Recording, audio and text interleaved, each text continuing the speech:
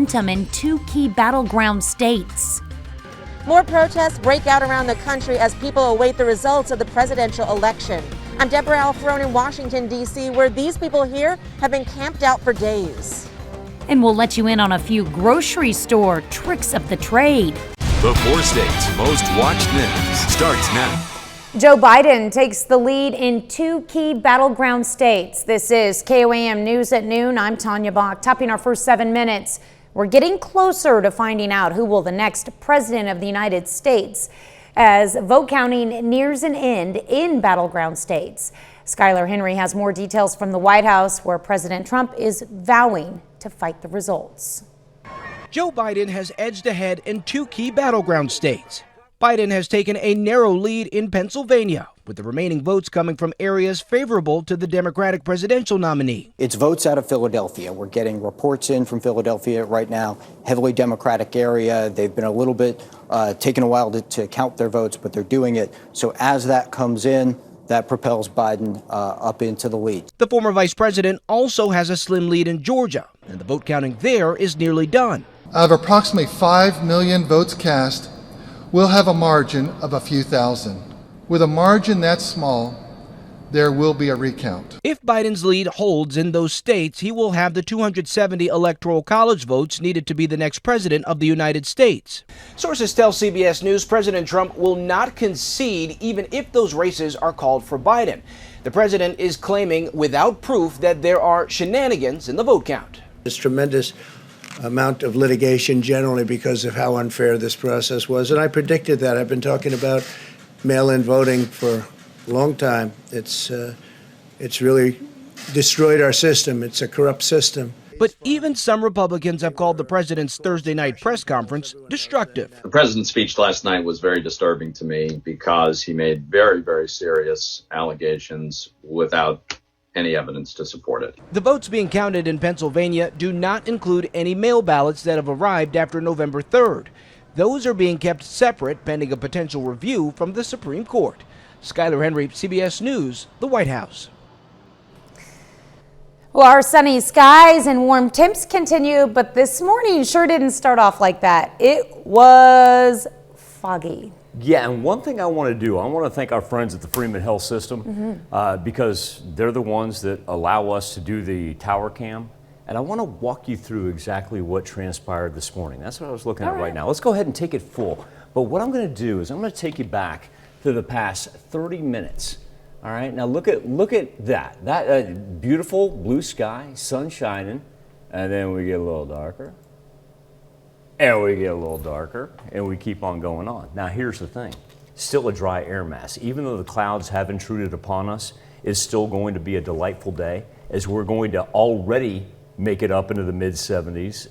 And want to point out that humidity, 55%, that is not bad at all. This couple of times for Monday, Tuesday, Wednesday, we were talking about humidity down into the 40s right now. So it's not dangerous, but what we do have is a little fire weather out here to our west. Nice thing is, past couple of days, we've been talking about the elevated fire risk for us. Not going to be the case.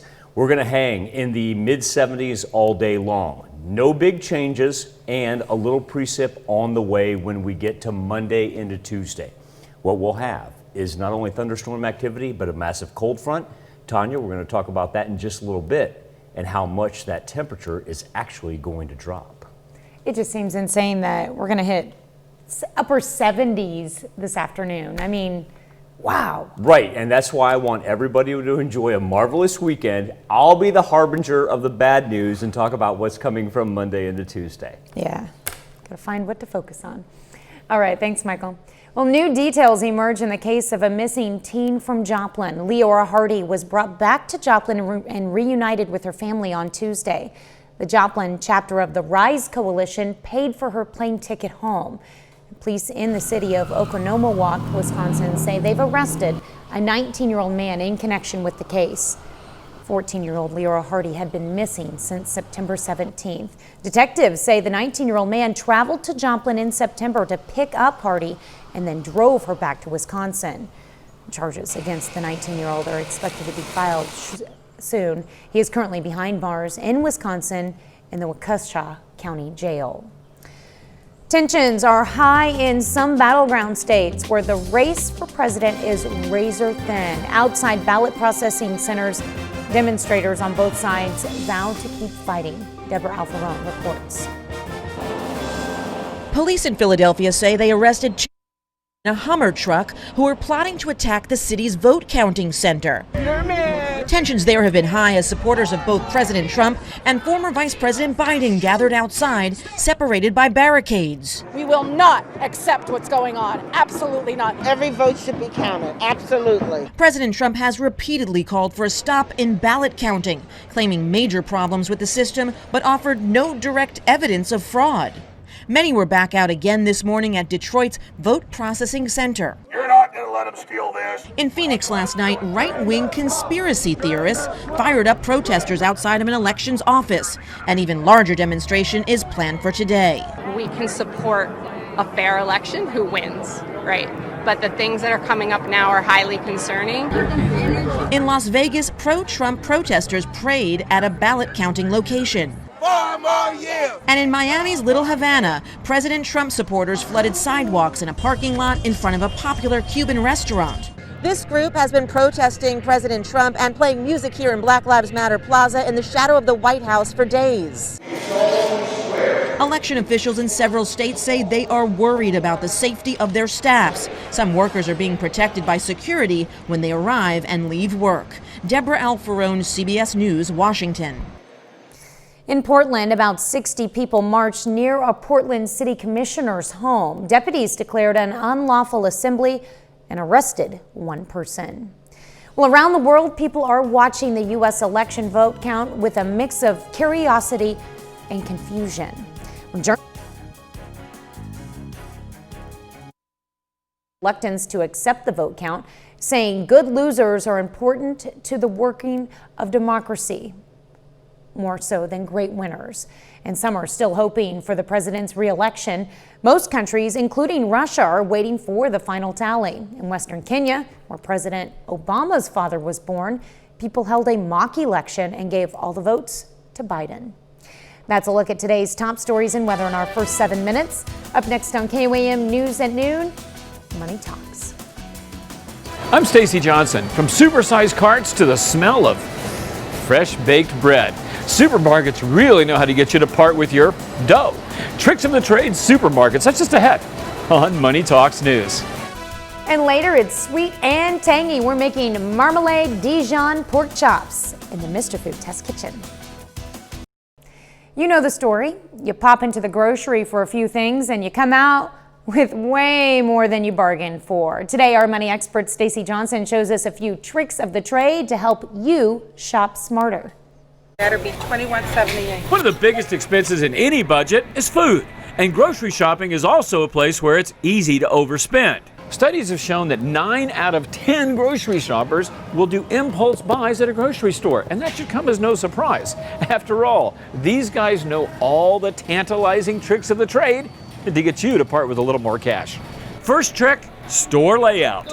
Gathering staples like milk, eggs, and bread often means a long trip through the store. That's no accident. Using a list can help you avoid those impulse buys along the way. Then there's getting you to buy more with deals like 10 for $10. You may not have to buy that quantity to get that price. You should ask. Trick number 3, seductive smells. Roast chicken, fresh bread, they can all make your mouth water and your wallet lighter. Don't shop hungry. Even the size of your cart has been carefully considered. Obviously, you make a bigger cart, people are going to buy more groceries. Now, if you own the store, where would you put your most profitable stuff? On end caps and at eye level. Stoop and bend for better deals. Bottom line, every business uses tricks of the trade. There's nothing wrong with that. But why don't you understand them too, and that way you won't get bagged. Want more information? It's waiting for you right here at MoneyTalksNews.com. Just do a search for Tricks of the Trade. For Money Talks News, I'm Stacey Johnson. As Stacey said, he's got lots more information and links at his website. To get there, just head over to our website at KOAMNewsNow.com and click on the Money Talks link. Still to come on the KOAM News at Noon, Mr. Food. 60 years ago, Americans spent about 90 minutes a day eating dinner together. Now that time has dwindled to a pathetic 12 minutes. So what can we do? But first, Michael Hayslip returns with your complete forecast.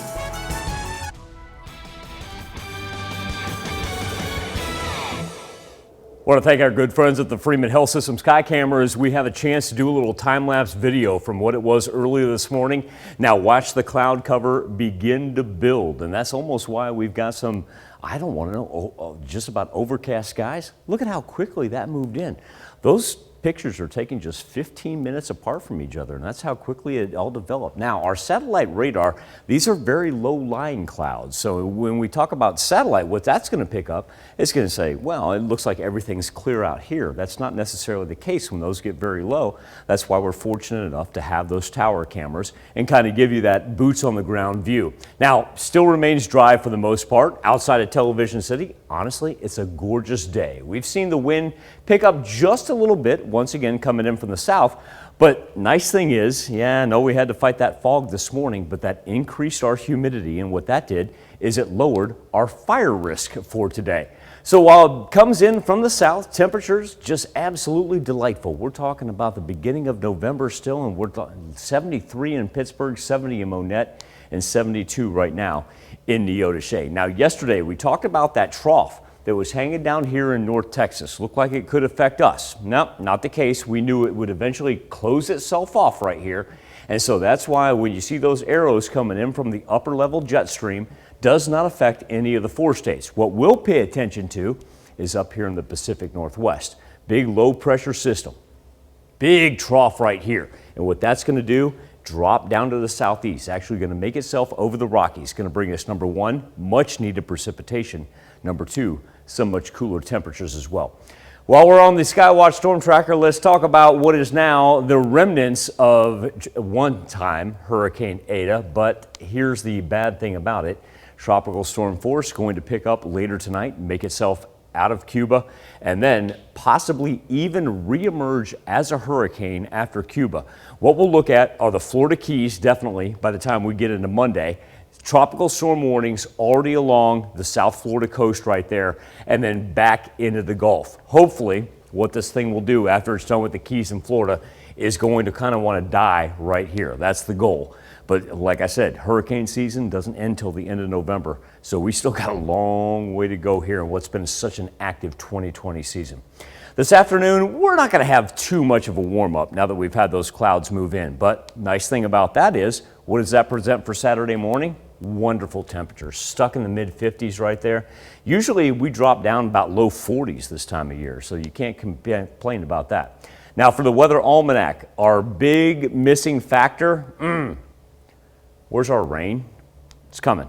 Not only is it coming, it's coming with cooler temperatures. Future track right now for Saturday, Sunday, absolutely delightful. Can't beat it. Let's go to the national perspective. Let's check out that low pressure system that's sitting up here in the Pacific Northwest. Watch the color contour, watch the precipitation.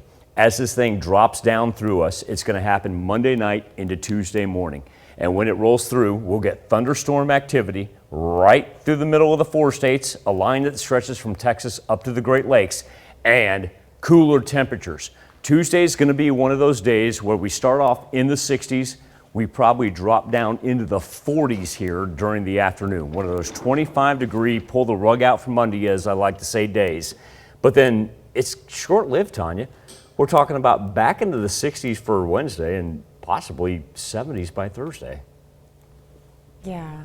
I was a little worried when it was going to get so cold, but if we can get it warmer by the next weekend too, then... It is. I promise that Tuesday weather graph is essentially going to go just like that. I'll take it. We will take it. And in the meantime, enjoy the weather. Oh, it's going to be a great weekend. Cannot beat it. All right. Thanks, Michael. We take this time to honor today's 4-state hero, Staff Sergeant Aaron Roofs in the U.S. Air Force. The Fort Scott, Kansas native joined the military in 2008. He served a tour in Iraq working security escorts. To Staff Sergeant Aaron Roofs, we thank you, our 4-state hero. Want to get your dinner guests' taste buds excited Well, then you'll definitely want to recreate today's dish. Howard shows us how to make a marmalade Dijon pork chop in the Mr. Food Test Kitchen. 60 years ago, Americans spent about 90 minutes each day eating dinner together.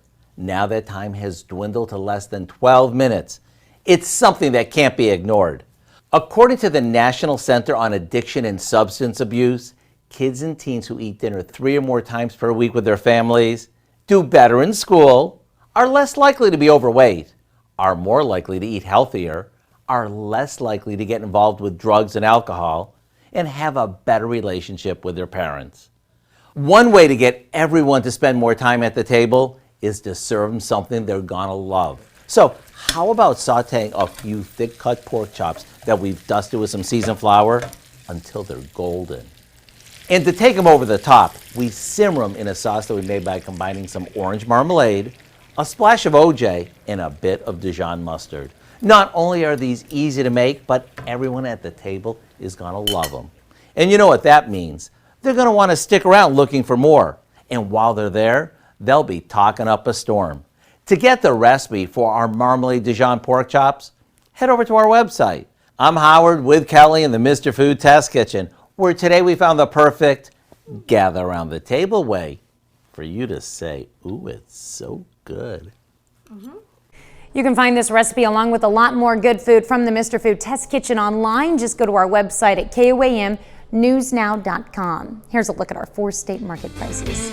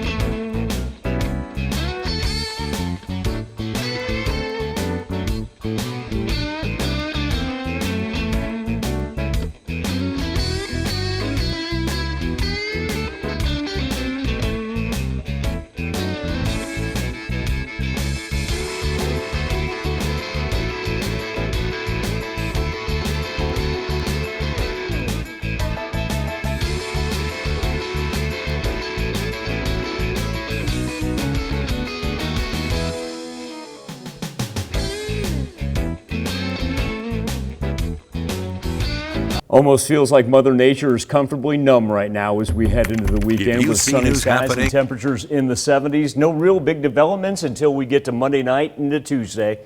That's going to be thunderstorms followed by a cold front. Get out and enjoy a beautiful November 4-state weekend. Now, let's check in with Dow with a look at what's coming up tonight at 5. Michael, the unemployment rate drops, but job growth is slowing. A look at the latest employment numbers as we head into the holiday season. Plus, Jasper County is seeing an increase in COVID cases with 16 active cases in the last day. We're going to look at local numbers and hospitalizations. And now that we're through Election Day, political committees and candidates have to find something to do with all those unneeded political signs. We're going to hear about a project that aims to reuse them for a good cause. Hope you join us. Those stories, a lot more. KOAM News at 5. All right, thanks for joining us for KOAM News at noon. We'll see you right back here at 5 o'clock.